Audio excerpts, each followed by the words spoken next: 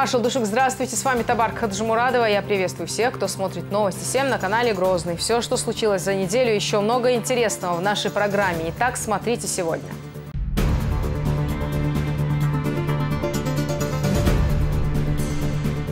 В ливийском плену не осталось ни одного российского моряка. На неделе освободили оставшихся 3. Сначала благодарность спасителю, главе Чечни, а потом уже долгожданное свидание с семьями. В Астрахани их встречала и наша съемочная группа. Огромное спасибо за подаренное счастье. С нарушителями разговор короткий. Рамзан Кадыров встретился с теми, кого поймали за рулем в нетрезвом состоянии. Все они дали слово бросить пить. Сколько ДТП по вине пьяных водителей и насколько критична ситуация? Дела сердечные вновь на повестке дня. Кардиологи и терапевты Кавказа собрались в Грозном, чтобы обменяться опытом. Это все направлено для снижения смертности. Как обстоят дела с лечением сердечно-сосудистых заболеваний в Чечне и насколько квалифицированную помощь получают пациенты? Но пенсия не изменилась. 260 рублей добавляется к размеру вашего пенсии. Онлайн-пенсионный. На любой вопрос ответит руководство. Видеосвязь налажена во всех отделениях фонда. Как оценивают нововведения пенсионеры и какие еще сюрпризы их ждут?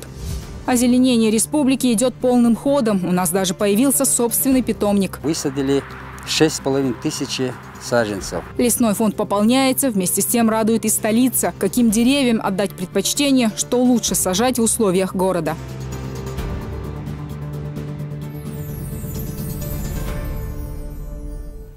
Пожалуй, самым громким событием этой недели стало окончательное освобождение российских моряков из ливийского плена. Остававшиеся в заключении 3 моряков благополучно возвратились на родину. Им точно так же, как и другим членам экипажа, помог освободиться глава Чеченской республики. Напомню, российский танкер «Механик Чеботарев» был захвачен ливийскими военными в нейтральных водах в октябре 2015-го. И вот спустя ровно год моряки дома, но сначала остановка в Чечне. Далее Астрахань, где вместе с родными и близкими их встречала и наша съемочная группа. Репортаж Магомеда Салтамурадова.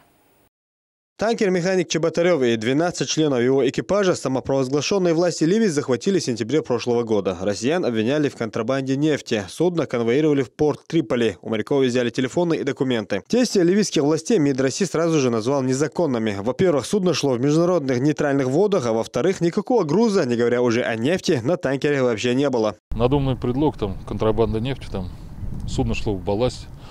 Вот. После зачистки судно вообще было чистое, шло только под погрузку. Груза никакого на судне не находилось. Поэтому мы предполагали, что все закончится благополучно. Просто не думали, что по времени пройдет столько. Тревога была просто не описать, потому что, сами понимали, что там есть законы правительства, есть какие-то формирования, куда наши люди попали, что с ними случится. Тревога была очень большая. Переговоры по освобождению российских моряков с самого начала шли тяжело. Общий язык с ливийскими властями по этому вопросу удалось найти лишь после вмешательства главы Чеченской республики, который сумел договориться о вызволении из плена 2 членов экипажа – матроса Павла Магатина и повара Наталью Ключникову. Еще 7 человек были возвращены на родину в течение первых 3 месяцев. Что без настроения? Не рад? Рад я. Так, за экипаж переживаем. Они сейчас здесь делегация, премьер-министр Ливии. Да, подтверждение, что давай, чтобы чем быстрее домой, тем лучше для тебя. Спасибо большое. Спасибо. Переговоры по освобождению оставшихся 3 членов экипажа, капитана и 2 его помощников затянулись на целый год из-за сложной политической ситуации и нестабильности в послереволюционной Ливии. Однако на этой неделе все же удалось поставить точку в этом вопросе. Всех 3 на чартерном рейсе доставили в Грозный. Были уверены, что только вы сможете нам помочь. Спасибо вам, Рамзан Ахматович, и вашей команде, которые люди с вами работали. Руководство государства, в лице президента, МИДа делало все, что возможно для того, чтобы вас вернуть на родину. И что в наших силах тоже мы делали. И благодаря общим усилиям, хвала Всевышнему, что вы дома скоро будете семьями.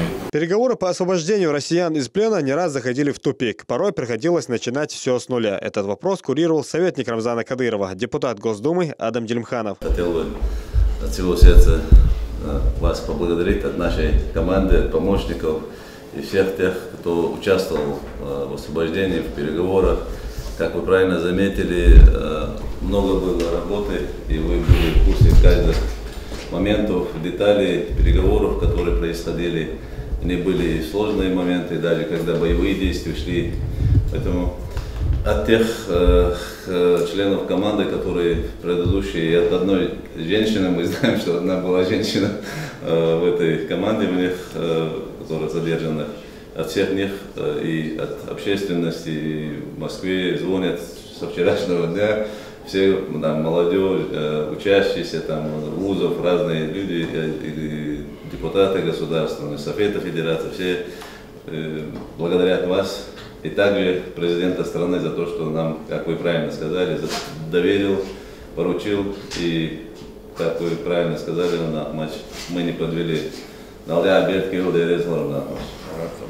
Авторитет, дружеские и деловые связи главы Чечни, которые он грамотно развивает с Ближним Востоком, несомненно, сыграли решающую роль в освобождении российских моряков из ливийского плена. Хотя сам Рамзан Кадыров скромно говорит, что это всего лишь дипломатия и огромная работа. Когда стоит вопрос, касающий наших граждан, когда мы видим, наш руководитель, президент страны, занимается этим вопросом и в МИД в том числе, а у вас есть возможность посодействовать этому вопросу, используя личные возможности.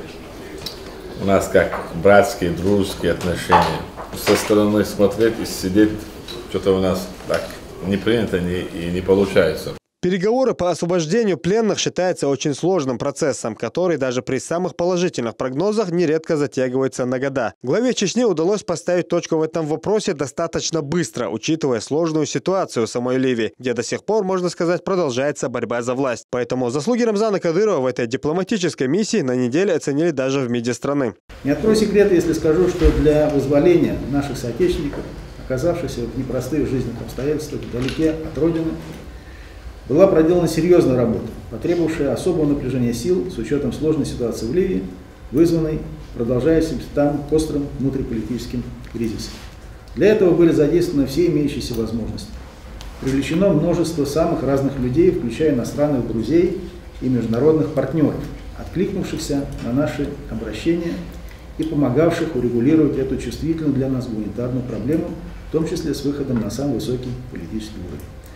Особо же признательность хотел бы выразить руководству Чеченской Республики, лично главе республики Рамзану Ахматовичу Кадырову и его представителям, членам Совета Федерации и Федерального собрания Российской Федерации Сулейману Садулаевичу Гаримееву, депутату Государственной Думы Федерального собрания Российской Федерации Адаму Султановичу Делимханову, его помощнику Льву Леонидовичу Деньгову, а также председателю Российско-Ливийского делового совета Ария Аршавовичу Абрамяну. Их живое участие в судьбе моряков, оказанную реальную помощь в освобождении наших соотечественников трудно переоценить. Министр иностранных дел Российской Федерации Сергей Викторович Лавров просил меня передать через вас соответствующее благодарственное письмо Рамзану Ахматовичу Кадырову. Еще раз всем большое спасибо. Я вот хотел бы передать письмо Сергея Викторовича Лаврова, руководителю Чеченской Республики, с благодарностью за ваши усилия, за очень успешную миссию, которую вы осуществили, помогая вернуть наших соотечественников на родину. Так что еще раз большое спасибо. Служим России. После встречи с Рамзаном Кадыровым моряков доставили в Москву для прояснения дипломатических формальностей. В среду они уже должны были быть дома. Однако по непонятным причинам рейс несколько раз переносился. Из Москвы самолет вылетел лишь в пятницу, на третий день после возвращения моряков на родину. В Астраханском аэропорту с самого утра с нетерпением их ждали родственники, считая минуты до встречи с моряками. Волнение, восторг. Уже сколько ночей мы не спим, ждем. Все перекладывается, встречу, прилет. Поэтому уже быстрее хочется увидеть их. Знаете, мы и в церковь ходили, молились, и писали там бумажки, чтобы молились за нас. Самолет с последними членами экипажа захваченного танкера приземлился в Астраханском аэропорту в 10:30 утра. Моряков встречали как настоящих героев. Через месяц после пленения у капитана судна Андрея Крынина родился сын. Впервые в жизни отец взял в руки Матвея. Слезы на глазах наворачиваются. Еле сдерживаю. Все родные рядом, на родной земле. Жили надеждой, надеялись, что действительно приедут, заберут нас, помогут. Рамзан Ахматович обещал, он свое слово выполнил. МИД нам очень сильно тоже помогал. Все эти совместные работы. Я действительно горжусь, что я гражданин России. Первые 8 месяцев пленных держали в одной из военных баз Ливии. Потом перевели в тюрьму в Триполи. Условия, конечно, были не идеальными, но жить можно было. Обращались хорошо, но тем не менее сильно переживали. Старпом Станислав Сироткин за время пленения похудел аж на 18 килограммов. Давала силы лишь надежда на то, что все-таки они вернутся и все будет хорошо. В общем-то, действительно так и случилось. Хотелось бы сказать огромное спасибо нашему правительству. Отдельно огромное спасибо Рамзану Ахматовичу Кадырову за то, что он поспособствовал возвращению наших ребят. И нашему Министерству иностранных дел, президенту Российской Федерации. В общем, всем огромное спасибо за подаренное счастье. В общей сложности капитан судна и 2 его помощника провели в ливийском плену 1 год, 1 месяц и 6 дней.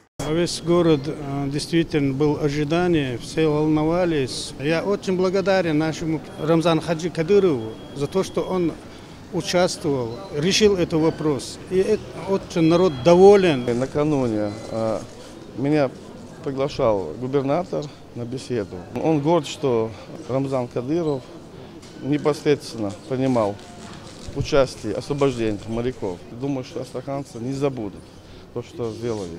Путь российских моряков на родину был долг, но даже оказавшись в стране, попасть домой они сумели не сразу. Прежде чем оказаться в кругу семьи, в день прилета моряки встретились с уполномоченным по правам человека в Астраханской области. Очень здорово, что вы наконец-то добрались до Астраханской земли. Приключений, конечно, на всю вашу жизнь хватит. Я думаю, что еще и напишите вы свою историю в своих семьях. Вот эта ситуация доказала повторно, что российский народ вместе и будем мы вместе. За судьбой экипажа танкера механик Чеботарев следила вся страна. Но больше всех, пожалуй, переживали земляки захваченных моряков. Огромное просто спасибо Рамзану Кадырову. Мы же действительно увидели, что у нас есть братья. Братья рядом, которые могут прийти и решить суровую, тяжелую мужскую ситуацию. Вот за это низкий поклон, я думаю, от всех астраханцев. Хорошо, что вы есть. Есть такой глава. Если честно, я не могу даже себе представить ту радость, когда он сейчас приедет домой к своему ребенку, к своей жене, к семье. Насколько это чувство должно переполнять. Это очень здорово. На самом деле очень только радостные чувства. Слава Богу, что все это закончилось. Спасибо всем, кто помогал. Руководству Чеченской Республики. Опять же, да, это большое мужество, отвага и только теплые слова благодарности от всех астраханцев. И опять же, может быть, как от женщин, да, как от матерей, большое спасибо, что помогли.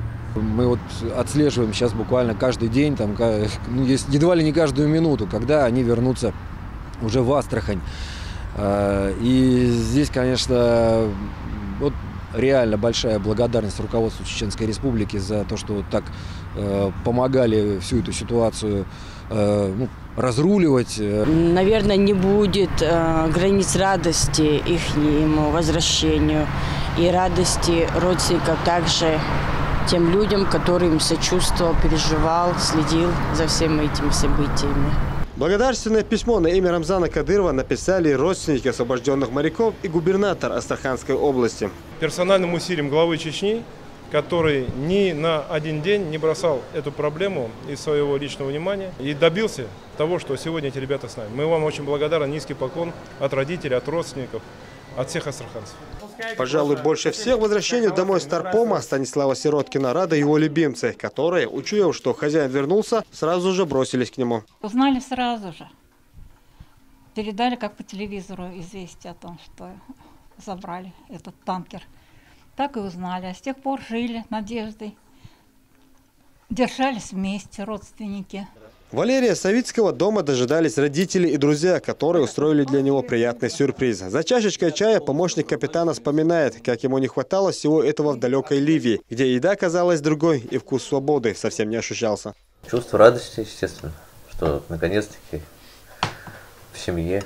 Держались, говорится, конечно, нервничали, но в панику не надо было, конечно, впадать, одеваться, если раз уж попались. Когда дни в плену плавно переходили в месяцы, приходилось непросто. Временами опускались руки, делится капитан освобожденного экипажа. Однако надежды на скорейшее возвращение моряки не теряли. Рождение сына и желание увидеть его давало огромные силы, признается Андрей Крынин. Была надежда, то, что я вот там в пеленках вижу. Потом надежда была, что он при мне первые шаги сделает. Но получилось так, что он из пеленок уже вырос и бегает. Ну, спасибо за подарок.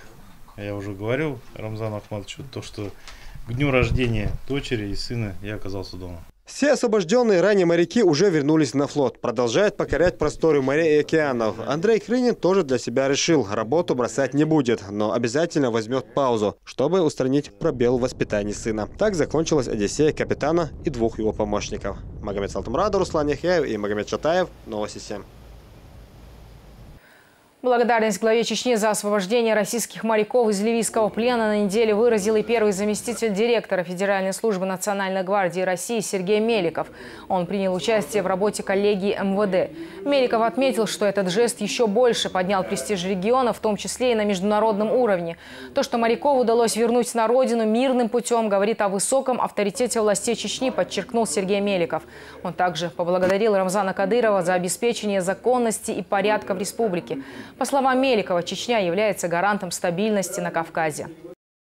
Хочу поблагодарить тех, кто сидит в президиуме, особенно тех, кто сидит в зале, за ту работу, которую за последние годы сотрудники органов правопорядка проводят на территории не только Чеченской Республики, но и всего Северокавказского региона.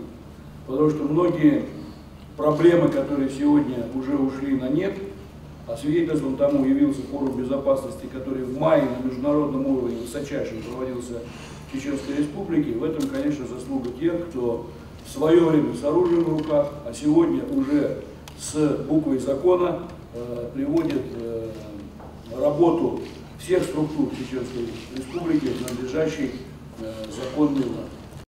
Здесь же глава Чечни наградил орденом Кадырова бывшего командующего объединенной группировкой войск на Кавказе генерал-лейтенанта Сергея Власенко за большой вклад в укрепление законности и правопорядка на территории республики.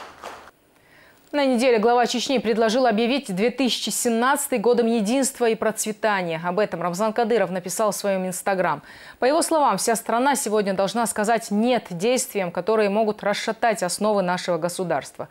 Россия помнит многие революции и потрясения, которые привели к национальным трагедиям, многомиллионным жертвам, ослаблению государства, утрате научной, творческой интеллигенции, заявил глава Чечни. Страну наконец-то возглавил человек, который предпринимает решительные действия против недругов, пытающихся расшатать политическое и общественное спокойствие. Это Владимир Путин, пишет Рамзан Кадыров. Для того, чтобы показать единство, нужна вера в свое отечество, Россию. Глава Чечни призвал всех объединить усилия, сделать все, чтобы наступающий 2017 стал годом мира, стабильности, согласия и развития. Рамзан Кадыров выразил уверенность в том, что все, кто любит, ценит и дорожит Россией, поддержит призыв. Я как гражданин, как офицер поддерживаю предложение Рамзана Ахматовича и считаю, что каждый здравомыслящий человек в мире должен понимать, что мы едины и мы непобедимы. Для того, чтобы мы решили, наше государство решило стоящие перед нами задачи, нам нужно единство, понимание, та толерантность, которая нам помогает достичь цели. А цель, чтобы наши дети, внуки, следующее поколение жили достойно, гордились Отечеством и приносили свой труд во благо процветания нашей страны. Нетрезв и очень опасен. Глава Чечни встретился с теми, кто выпил и сел за руль. Среди нарушителей даже люди преклонного возраста. Рамзан Кадыров призвал их к закону, к религии и, наконец, к совести. Все они дали слово не пить больше. Доводить себя до невменяемости, да еще в таком состоянии садиться за руль, становясь угрозой для чужих жизней – это сверхбезответственность и серьезное преступление, считает глава. Между тем, борьба с ДТП в республике продолжается. Какова статистика, знает Рамзан Керимов. Они стоят, склонив головы в полном безмолвии. В глазах читается стыд. И старый млад, а перед ними Рамзан Кадыров. Минутная пауза. Но вот звучат первые слова из уст главы региона. Руководитель республики недоумевает, как можно сесть за руль автомашины в нетрезвом состоянии и стать причиной многих погубленных жизней и разрушенных семей.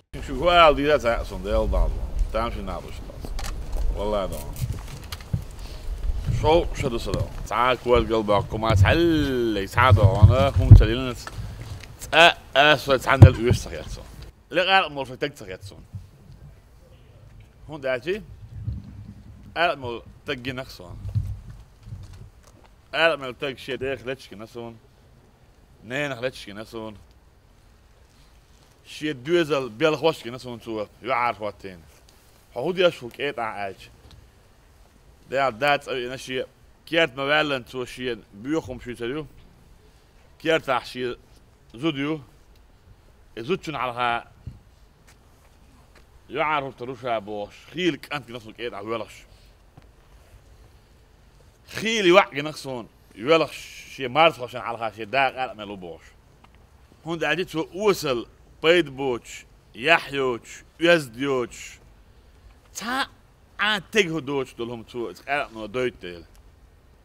Immer meertag iwalah, immer ontag iwalah, immer rillig dos iwalah. Het is ord maar binnen, hè? Tsunach. Hoe maar je het maar hoor, hoe geldt je bashold zoltana? Maar toch komt er weer boerstegen. Zij boervoetbal tegen otto, zij paait batje wachten. Tek halai in aanmeld dan, hè? Otto shabuar wat wacht ma dokkum do. Yuqi ma dokkum do. Ala wala malamel zarulhi awari nakhbayan. Qando qimat din dal ala khat sar nakh jwabtal dis ma das. Shavichi shavish ma do dan. Ondaji qal amel shal waj shadan niv min yamu shal shavir awr mo dan. Deel gehoord dan nacht bij en het belletje nacht zwaptel dus dal halga maar ook daar azul zo die shit dan is het dirige dan يقوهم احا اي حد يشتق ودا ودا صح انت تقول ديك بابات تعاوي شنو قال ديك بخلي تعاوات بو اشلون ديك بخ هون بول اش دال ما بو بايمر ما بو داس نانس عيدلو زكونو ما سارا ما ليش ديلي بايبر نحبو ليش انت هو تعمبتا تريستا دوات ديويد تك على تك عرق مزرل تعيتك فيلا ويدانا اوترات اعوال ليش اوارين دان شو صوتك لزينا نيشتاح شو صوت زرباندوش ني ادان خن كرداخ بان اواري تسينخ شو دينان شو خبال صخلخ اشتقويج اشتقلزيج يلو يوتو كبيك يتبلني تخير شغل ناغا نسلو ليلو ديش باتشو تأحبش شنو ويل هون تسوي دان ديكم ده هون تعوص دان هو مادن دان ديل نعال كيل هون دوود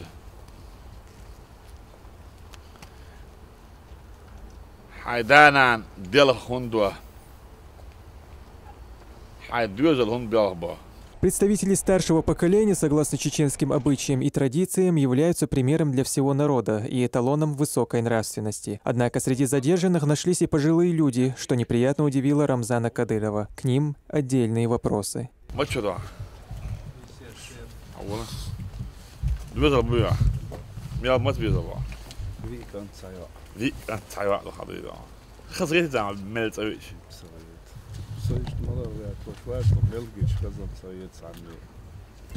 بدي شو أخذ عيالك عيالي ده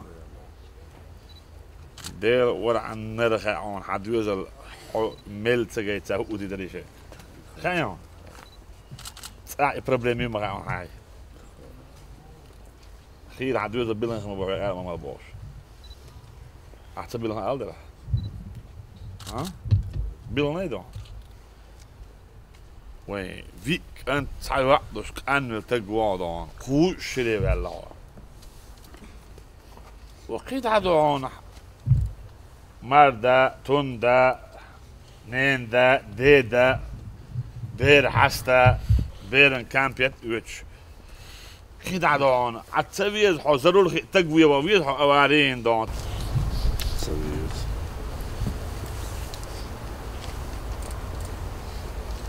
هون ملاحظ Herren, ze ist passiert, plus molas valor mister losses. Wat je dan? Goed, hij wordt gedaan. Hij duurt wordt وقتك ما وعدان. هو بريمير خلي بس ناخن دون. هو حجاح ويخلي الشوا. هو يخلي الشموع وحموخ زر المرامل. شدي سيات سيم شو ما دون. عشان خلي يرتقوار. هو دون داب ونحبو يلقيت بوست شيستي ديستي رياكت دايول مش زرلو خيتك دون موخو العطش شيسات ديفيد شيسات سيم شيسات سيم شو ما تدقينا دون اش تخشك ديخر ديلي بايغامر دش ما عارف ما هوش حار زرل ما ببيع حار ناخ أنا أردبش شوز دين عبوس أحين عمل قبل يا شات تلا مزديتش وسيم دي تشرع جوز عوق شو بعندو سيم دي تشرع عملت أضل على خط إخلاء خليه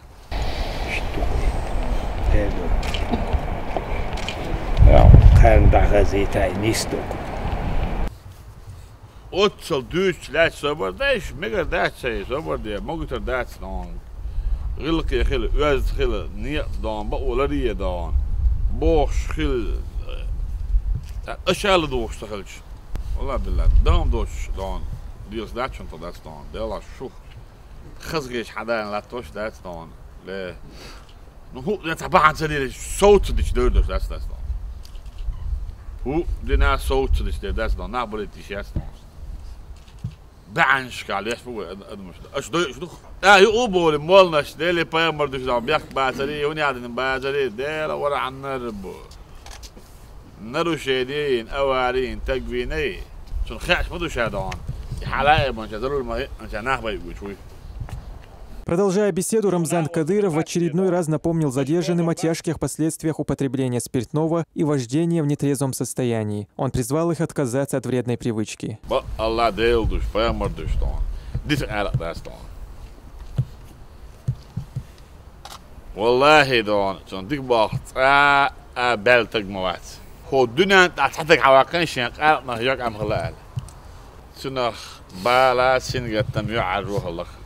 مو خطر اسنية يدان دير وانا خطر شاب عندوش شيء دنيا في على الفلدان دوزل هو اللي شيء ديانا شاب عندوش دير مو دير هو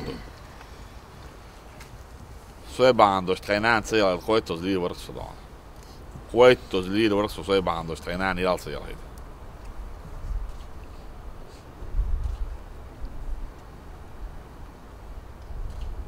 أجلان شو ميلش نقطة الله دانا عندي يلا فوق نقطة اللخ شو داس دانا سينجت تبقى ده ولا دادين شو داري يعني ما شو عندك ملامل أوارين شو تأخذ عصدية شو دانا كيس نعسوام دوش بقى توبوت شو ده ما دوش عصدية شو نان يلاش ودينش نا وصدينش دانا سجن شو كيا جابك وعبك عش قدرت سير دانا شو هنا وصغير بس تي دانا إيش كبر بس شيء شاش بوش شو خساتوش عش دولدانا اش ديال هو ديز دون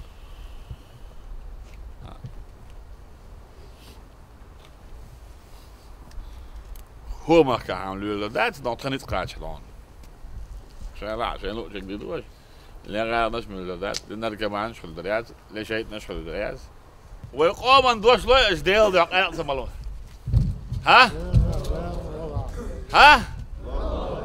ديل ده نوتي قوم دوش ليش قاعد سبله مسرات دوش ده على بيش مسرات دون ديل دعنا ويقوم دعنا دوش دلق قرطنا دليه ديل دعنا دعنا يا شيخ دعنا إيه مع الويلش من دعنا كده دعنا صوت يا شيخ قرطنا الجينا عشاش ديل دعش قوم دوش دل دوش دو غادن آردو يحكي ياتشو شندون كده دعنا ديل دع قوم دوش دو وانا خوب على بوش تهريشن شندون ده لا دول وتندون После Рамзан Кадыров провел отдельную встречу с правоохранителями. Магомед Даудов отчитался перед главой о состоянии дел на дорогах региона. Согласно официальной статистике, в период с 27 сентября по 28 октября на территории республики произошло 27 ДТП, в результате которых погибло 11 человек. 43 человека ранены. Среди самых грубых нарушений правил дорожного движения проезд на запрещающий сигнал светофора – 579 случаев, выезд на встречную полосу – 427 случаев и превышение скорости – 417. В период с 27 сентября по 28 октября текущего года на территории Чеченской Республики зарегистрировано 27 дорожно-транспортных происшествий, в результате которых погибло 11 человек, из них один несовершеннолетний. 43 человека ранено, из них 6 несовершеннолетних.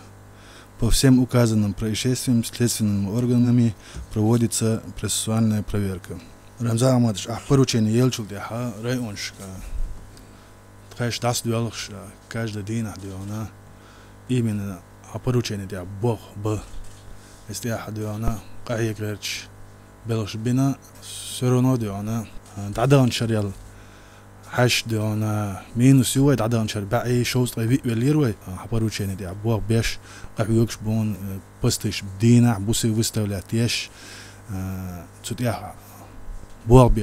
Цифры неутешительные, отмечает глава Чечни, выслушав доклад. Сотни грубых нарушений со стороны автовладельцев говорят об их безответственности. А значит, и работу на дорогах надо усилить, подчеркивает Кадыров. Dal bog, bajamar bog, den som var från Edlo, nära bog, massara don. Och jag väl gör släckning, jag har 10 don, 104 человек don. Rillak doch, väzdoch, lilla bog då don.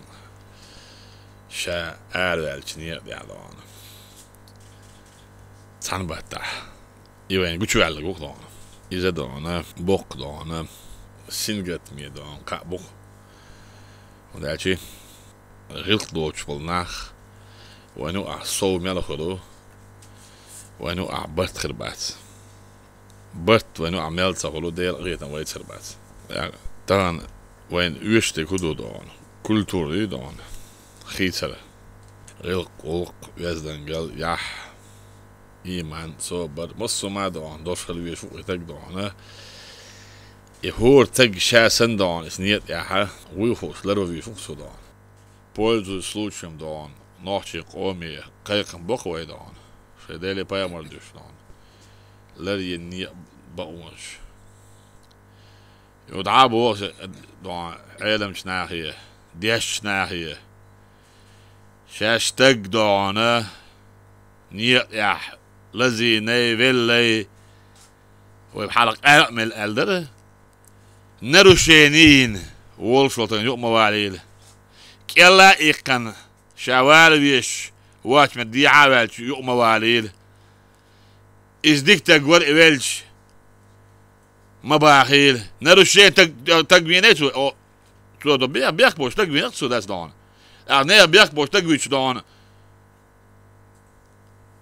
جور دويت سبوش داس وبيتوق داس دون بيك بوش تقوينيتو داس دون شاوي الله يدون شاوي ندون شا ديلخ ولا يدون دار ما دي بود دون دار ني لدي ما بوتن دستان كايخم ببيز نيس اوستو بيز ديشناخ определение خليز دون اواريچ степень вины по шариату дон наости цо нарушение шалеш нах белчи лецо нах бенях дал халгат الموت ответственности дон إزديشنا يقعموه متى ليلو يستان إيه قرق ما عندوش دقيق وديز دون ناخي دون ملشل متك شو يصير إيش داولش عندونه غالي شوا غالي أرح مص متح مردت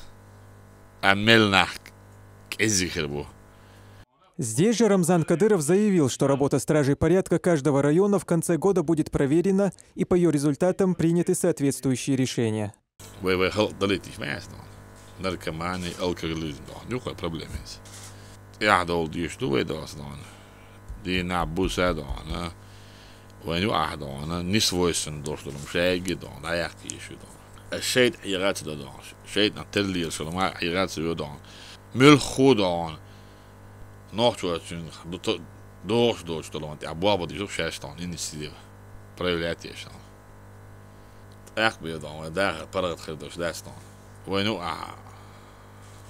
Уняднащи, смотрящие, положениющие, кришнащие, уняднащие, дело босс. Цан тукнигер, ашташ, цан метир, ашташ.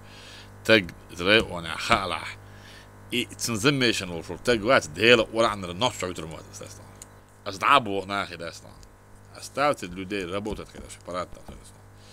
Иадо, вы парах вы республика, парах хилдиш, ду мосо мериш хилдиш, ду Эх, бихаб прочитание бошло, дуаш хилдишат, любой тагу махкавин هو حدا عم برد خدمة تجوار هو كعسن خدمة صحة برد متصحة يسأل داخل يشدو إيوين كرادو إيوين بيدلو دوش داستون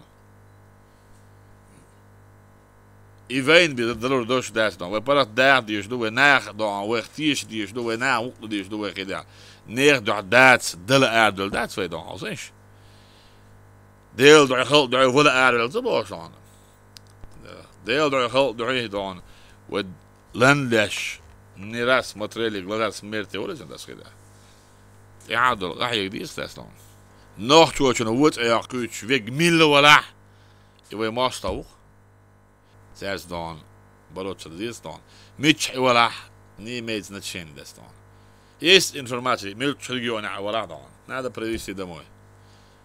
أول ناس عم بقول حام نحط يمشي دان ويقام وط ياخد ويقام دان ويديش ليرن داش دل ويدي غلش قلدو وينيس دل ديز ويدان دل دانا مصو متى وتعدل وينيس نيس لعدال ويأتو بيلبو ويداك دان شاشي كويوش دانا داخل مرش إلسي خلو داسنا دا دانا يعاد والردش تيش بياك يامرت والردش دان ديل دو حوي قوم دو أحيك دان إيمان ميرل دوينل لويلق بين دان دا بيتكي ويدان. В текущем году в результате ДТП погибло 100 человек. Для сравнения, в 2015-м эта цифра составляла 144. Положительная динамика явно налицо, однако культура вождения у многих автовладельцев в республике остается на низком уровне, а значит и работы у правоохранителей впереди еще немало. Рамзан Керимов, Адам Чекуев и Дыни Хавхаров. Новости 7. Рамзан Кадыров посетил многофункциональный центр подготовки СОБР-Терек. Глава проверил экипировку и техническое оснащение подразделения. Здесь же Кадыров встретился и с молодыми бойцами из рода Кадыровых. Они на протяжении нескольких месяцев проходят интенсивную военную подготовку. В ближайшее время им предстоит сдать один из главных экзаменов в своей жизни.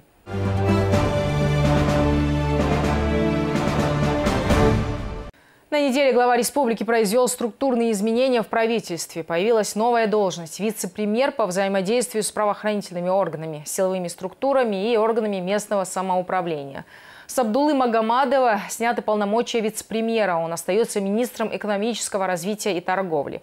Свои посты сохранили также и все остальные министры. Министерство по делам молодежи возглавил Иса Ибрагимова, а имущественных и земельных отношений Саид Магомед Тимирханов в связи с тем, что бывшие главы этих ведомств стали депутатами парламента. И на этой же неделе парламент региона утвердил должности 6 предложенных главой кандидатур. Единым голосованием депутаты выбрали Бекхана Таймасханова заместителем председателя правительства, полномочным представителем главы Чечни при президенте России. Одобрены также кандидатуры Хасана Хакимова на должность вице-премьера, Абдуллы Магомадова на должность министра экономики, Мусы Дадаева, министра сельского хозяйства, Галса Таймасханова, министра промышленности и энергетики, Усмана Рассуханова, министра финансов. На этой же неделе глава республики представил коллективу министра по делам молодежи Иссу Ибрагимова. Рамзан Кадыров отметил трудолюбие, профессионализм и организаторский талант нового руководителя ведомства. Глава подчеркнул, что Минмолодежи – одно из ключевых министерств в составе правительства. И перед министром стоят ответственные и сложные задачи, которые требуют полной самоотдачи. Наше будущее зависит от молодежи, отметил глава региона, и мы должны прививать подрастающему поколению любовь и уважение к родине, к традициям и обычаям, к учебе и спорту.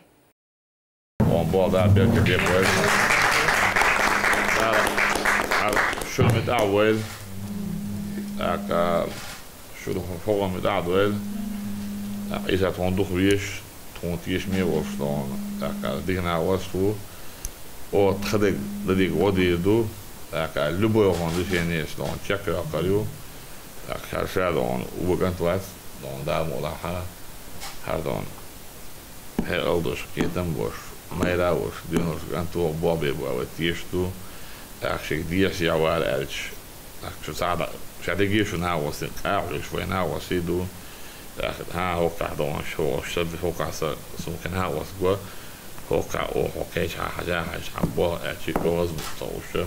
Шия гушво мети со дуга якчана кое имал дона амалажвани что даха тазималом дона хитсен беш дона сахули министерство сах борца аживитие что хули самая что ластайн сатайн да вот туда да это было. Министр Чеченской республики по делам молодежи Исса Ибрагимов сегодня у нас в гостях. Маршал. Да, маршал. Поздравляю вас с назначением. Руководство республики уделяет особое внимание молодежной политике, и на вас, как нового, молодого, перспективного министра, возлагает большие надежды. Вы готовы к такой ответственности? И как вы вообще настроены? Прежде всего, чем начать наш разговор, да, действительно, у нас в республике уделяется особое внимание молодежи. Это Рамзан Ахматович Кадыров сам встречается с молодежью, непосредственно дает наставления. И на сегодняшний день у нас проводится большая работа по духовно-нравственному воспитанию молодежи. Я думаю, что поставленные задачи главы Чеченской республики, они должны быть выполнены беспрекословно. С чего планируете начать свою деятельность на посту министра? Есть какие-нибудь программы, которые вы уже разрабатываете? И вообще в структуре самого министерства планируете существенные изменения? Да, действительно, у меня есть свои предложения по изменению даже кадрового потенциала министерства. И есть проекты, которые принесут большую пользу нашей молодежи в целом. И я думаю, эти проекты будут реализованы в ближайшее время. Вы, как я знаю, в этой сфере человек не новый. Наверняка знаете чаяния, проблемы молодежи. Вот что нужно сделать, как нужно, по-вашему, общаться с молодежью, чтобы направить их силы, энергию в правильное русло? Что не хватает молодежи сегодня? Силы, энергии у нашей молодежи достаточно, но направить их в правильное русло, чтобы они учились, развивались, занимались спортом. Это и есть основной наш приоритет, чтобы наша молодежь всегда была на передовой. И на всех уровнях. Это образовательная, это и спортивная часть, и культурная часть. В первую очередь нашей молодежи стоит, как бы сказать, сохранение культурно-исторических ценностей своего народа и воспитание нашей молодежи духа патриотизма. И на сегодняшний день у нас в молодежной среде существуют некоторые проблемы, которые неприемлемы для нашего общества. Это связано с наркоманией, табакокурением, это употребление, так сказать, энергетических напитков.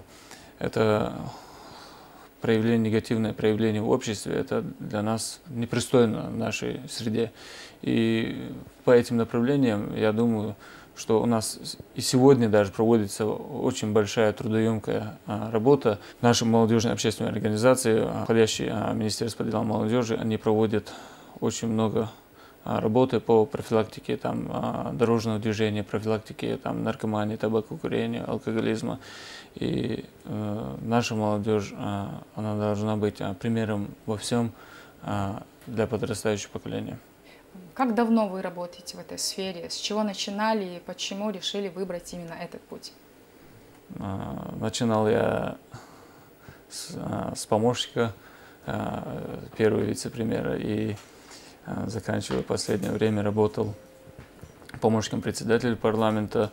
И в итоге я был назначен Рамзаном Ахматовичем первым заместителем министра по делам молодежи, а ныне буквально на днях и был утвержден на должность министра Чеченской Республики по делам молодежи. Почему решили выбрать именно эту стезю?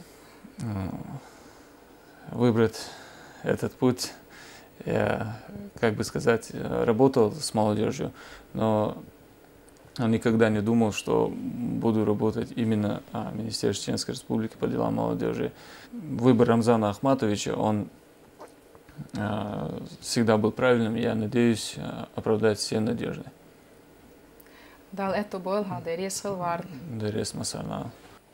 Это был министр Чеченской Республики по делам молодежи, а мы продолжаем, и смотрите далее в нашей программе.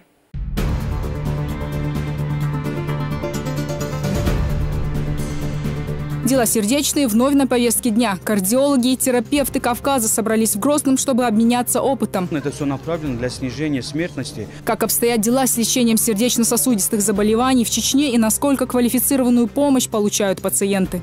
Но пенсия не изменилась. 260 рублей добавляется к размеру вашего пенсии. Онлайн-пенсионный. На любой вопрос ответит руководство. Видеосвязь налажена во всех отделениях фонда. Как оценивают нововведения пенсионеры и какие еще сюрпризы их ждут. Озеленение республики идет полным ходом. У нас даже появился собственный питомник. Высадили 6500 саженцев. Лесной фонд пополняется, вместе с тем радует и столица. Каким деревьям отдать предпочтение, что лучше сажать в условиях города.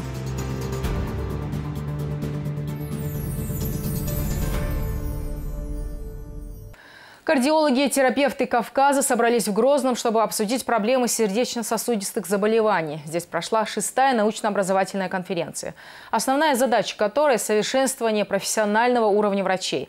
Некоторые из участников встретились и с главой республики. Рамзан Кадыров отметил значимость конференции, особенно для молодых докторов. Нужно воспитывать достойные кадры для того, чтобы население получало высококвалифицированную помощь у себя на родине, подчеркнул глава. Как прошла встреча врачей и как работает кардиологическая служба Чечни, в материале Хадижи Гугуевой. Совершенствование профессионального уровня врачей, скорейшее внедрение в клиническую практику современных технологий диагностики, профилактика сердечно-сосудистых заболеваний и их осложнений, лечение и реабилитация больных. Таковы основные задачи 6-й научно-образовательной конференции кардиологов и терапевтов Кавказа. Встречи специалистов этих областей проходят ежегодно, и быть принимающей стороной в этом году для Чеченской Республики в высшей степени почетно и значимо. Такого уровня по степени участия делегатов конференции в Чеченской Республике, наверное, по линии медицины проводится впервые. Как было заявлено, более 250 гостей из-за пределов Чеченской Республики и более 15 человек, профессоров, которые приехали из Москвы, из других регионов для того, чтобы прочитать лекции, поучаствовать в обсуждении, в дискуссиях с нашими специалистами.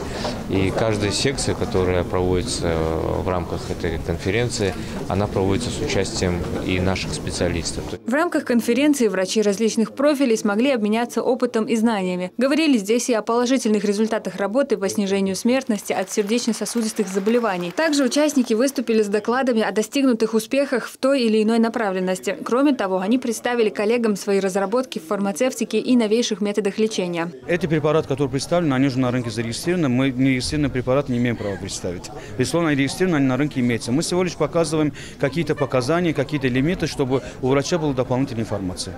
Данная конференция является одним из крупнейших мероприятий в области здравоохранения и важнейшим этапом в развитии отечественной медицины. В дальнейшем ожидается расширение географии проведения форума и привлечение большего количества участников. Важным аспектом в проведении этой встречи стало и то, что зарегистрированные делегаты получили свидетельство Минздрава России с 12 кредитными часами непрерывного постдипломного образования. Это решение было принято исходя из актуальности темы и насыщенности программы конференции. С этого года подтверждение квалификации специалистов будет проводиться путем аккредитации. А аккредитация же учитывает участие специалистов в конференциях. И каждая конференция дает определенное количество кредитных часов. И количество кредитных часов имеет решающую роль во время прохождения аккредитации специалистам. То количество кредитных часов, это было названо 12, является практически рекордным. Сразу после завершения первого дня конференции министр здравоохранения Чечни побеседовал с участниками мероприятия. Обсудили дальнейшее взаимодействие и работу по внедрению полученного опыта. Не обошлось и без сюрпризов. Гостям столицы вручили памятные подарки. Участников конференции у себя принял и Рамзан Кадыров. В ходе беседы особое внимание уделили тому, что сердечно-сосудистые заболевания уже много лет продолжают занимать верхние позиции в списке самых острых проблем в медицинской сфере. Глава Чечни рассказал и о том, какое внимание уделяется здравоохранению в республике. Упоминали здесь и проблемы, которые в основном заключаются в нехватке высококвалифицированных специалистов. Я хочу вам сказать огромные слова благодарности.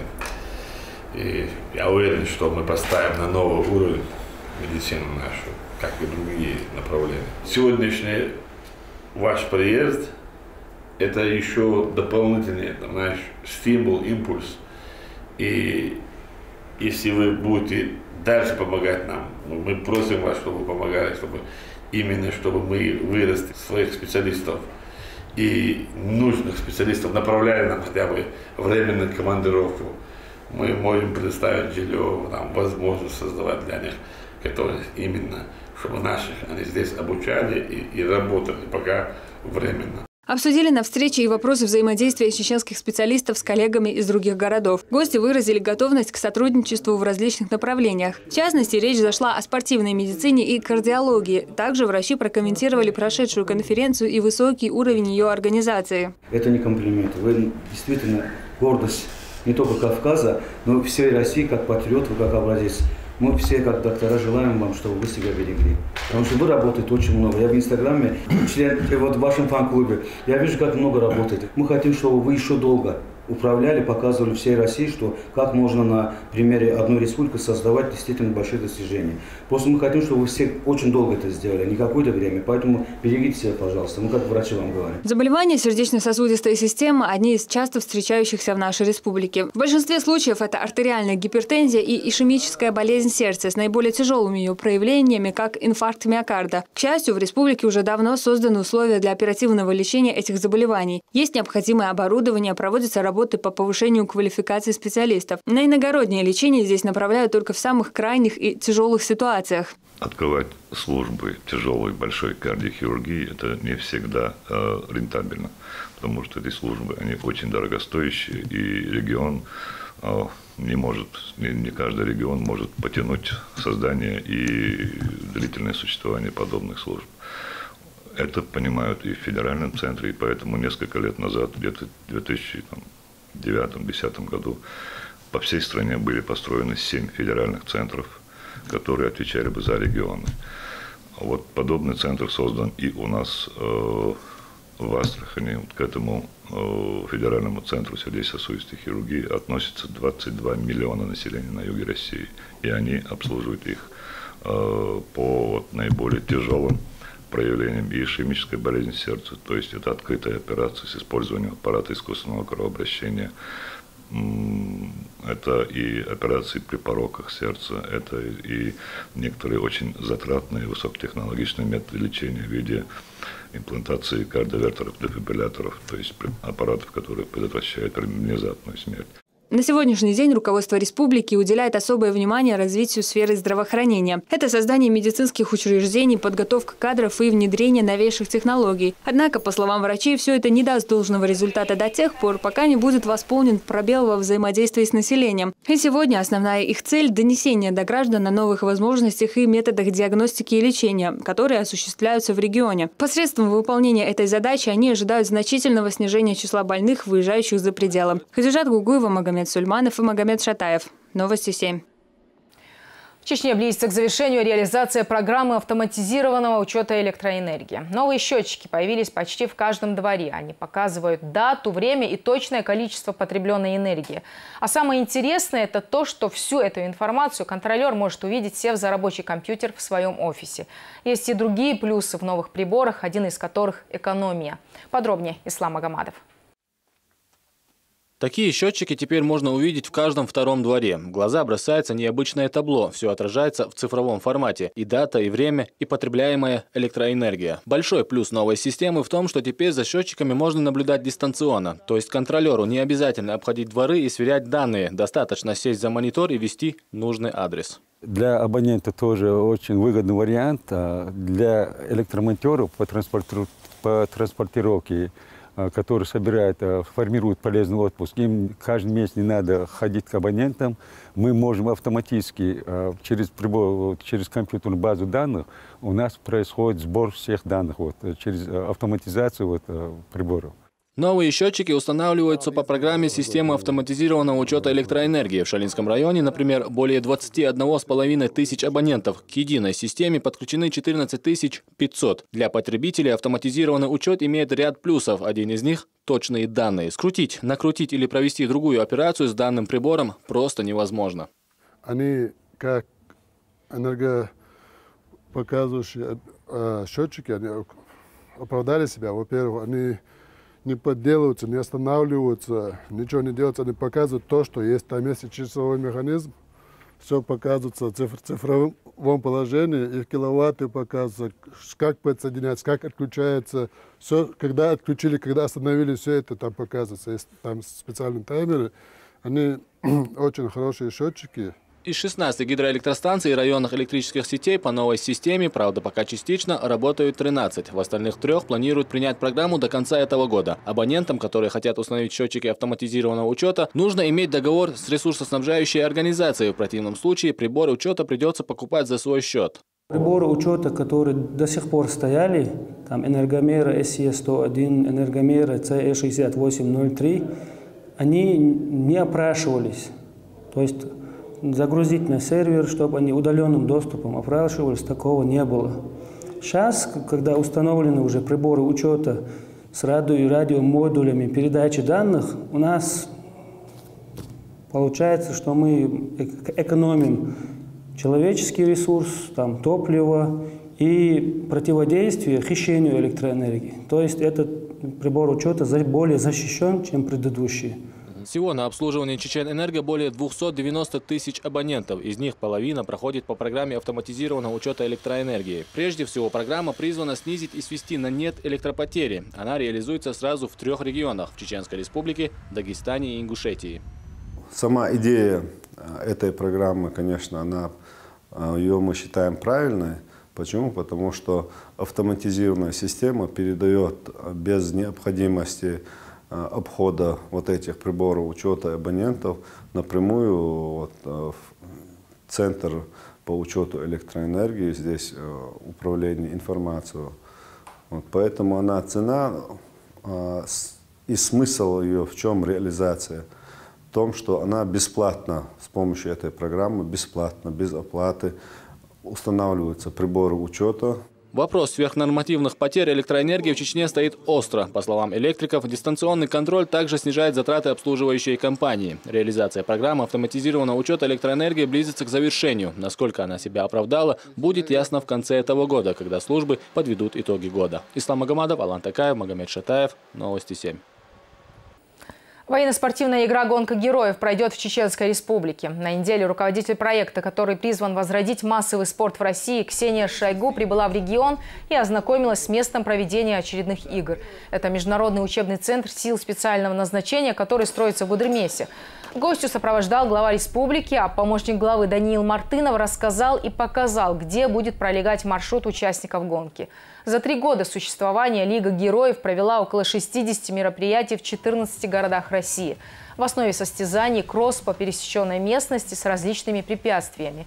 Организаторы считают, что эта территория более чем подходит для проведения очередного этапа гонки, который запланирован на лето следующего года. Ожидается, что в нем примут участие до 4000 человек.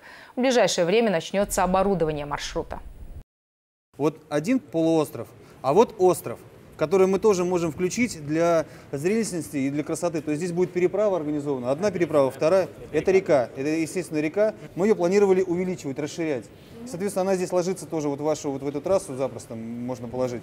И это будет очень красиво. То есть у нас вода получается здесь и в самом центре вода. Здесь все натуральное и красиво можно организовать. Не так, как у вас там ну, такой искусственный, как шоу. А здесь реально гонка героев будет. Я так считаю. И выживут сильнейшие. Все, что касается пенсии, как говорится, из первых уст может узнать любой желающий. В отделении пенсионного фонда и во всех его районных управлениях заработала видеосвязь. В онлайн-режиме пенсионер может связаться с руководством и получить ответ на любой интересующий вопрос. Удобство новой системы оценила и Хадижа Гугуева.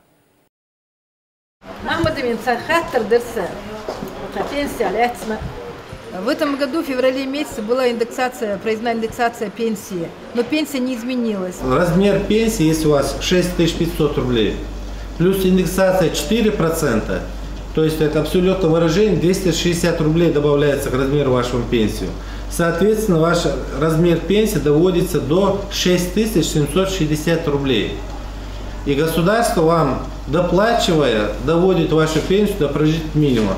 Вопрос повышения пенсии для Розы Юсуповой один из ключевых. Почему после индексации сумма ежемесячной выплаты осталась на прежнем уровне, она смогла узнать лично у управляющего отделением Пенсионного фонда России по Чеченской Республике. Новая система мне, честно говоря, очень понравилась.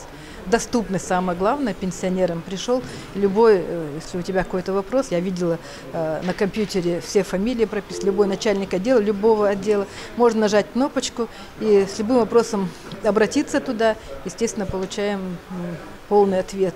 Мне очень это понравилось. Рейс ходук масу пенсионерша. Система видеосвязи внедрена в первую очередь для более качественного обслуживания населения. Если тот или иной посетитель не получил должного ответа или он хочет обратиться со своей проблемой лично к руководству Пенсионного фонда, то такая возможность сейчас предоставлена в полной мере. Система видеозвонка, она как бы сама напрашивалась, потому что сама система Пенсионного фонда, структура клиентских служб, она и навела вот на мысль, чтобы для эффективности приема населения разработать вот эту систему. Чеченская республика – единственный регион России, где практикуется система обратной связи в управлении Пенсионного фонда. Такое нововведение позволит повысить качество обслуживания клиентов. Также оно сделает предоставление консультативных услуг более быстрым и полным. Вот эта система видеозвонка, она работает каждый день и с момента открытия клиентской службы и до закрытия. И человек может в любое время прийти и воспользоваться вот этой услугой. Помимо создания системы видеозвонка, приятным сюрпризом для жителей республики стала индексация пенсии в феврале этого года, вследствие чего выплаты пенсионерам были увеличены на 4%. Кроме того, в январе следующего года в рамках федеральной программы будут осуществляться дополнительные выплаты в размере 5000 рублей. Эта сумма не зависит от формы и вида получаемой пенсии. В феврале планируется индексация. Индексация будет складываться от процента инфляции на тот момент по стране. Вот, и в последующем, как заявило руководство страны, что в плановом порядке все индексации пенсии будут происходить в дальнейшем. Индексация происходит трудовых пенсий, социальных пенсий. В феврале планируются трудовые пенсии, как и ранее было. А в апреле мы, скорее всего, ожидаем, что социальные пенсии тоже будут индексированы. В нашей республике, например, получатели пенсии составляют 407 тысяч человек. Получатели ежемесячной денежной выплаты составляет 252 602 человека. Это почти каждая семья есть получатель тех или иных выплат по линии Пенсионного фонда. В республике на сегодняшний день прожиточный минимум на одного человека составляет 8156 рублей. Если пенсия гражданина ниже этой цифры, то пенсионный фонд доплачивает ему определенную сумму, вследствие чего ежемесячный доход лиц с подобными проблемами способен финансово обеспечить их на текущий месяц. Для максимального удобства граждан также созданы клиентские службы во всех районах. Кроме того, пенсионный фонд индивидуально оказывает консультативные услуги инвалидам. Для этого созданы мобильные бригады, которые выезжают к клиентам и обслуживают их на дому. Хадижат Гугуева, Магомед Сулейманов и Магомед Шатаев. Новости 7.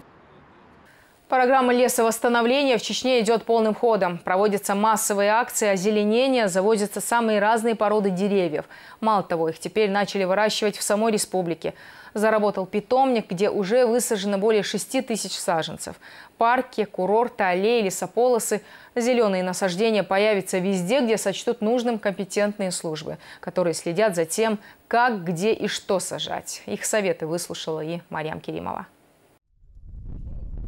Ясень, клен, каштан, орех грецкий, дуб красный – всего более 6000 саженцев высадили на площади 2 гектара. Очередная акция, направленная на увеличение численности леса, прошла в рамках объявленного года лесовосстановления. Массовое озеленение запланировано и на территории вдоль озера Кизиной-А. В условиях местного климата, по словам специалистов, хорошо показала себя береза. Ее планируют посадить в ближайшее время, а численность хвойных деревьев уже пополнилась. Весной здесь посадили более 2500 сосен. Большой гордостью стал и впервые появившийся в этом году свой посадочный материал, рассказывает заместитель министра природных ресурсов и охраны окружающей среды. В лесном питомнике в зарослях густой травы ждут пересадки на постоянное место более 1,5 миллиона сеянцев. В этом году мы планируем высеять на площади 4,5 гектара 900 килограмм семян. Сейчас у нас идет сбор семян листвы растений. И после, когда они пройдут аккредитацию, будет полностью, когда проведут анализы Центра защиты леса нашей республики, когда мы получим сертификаты на руках, мы начнем высеивать эти семена на этой площади.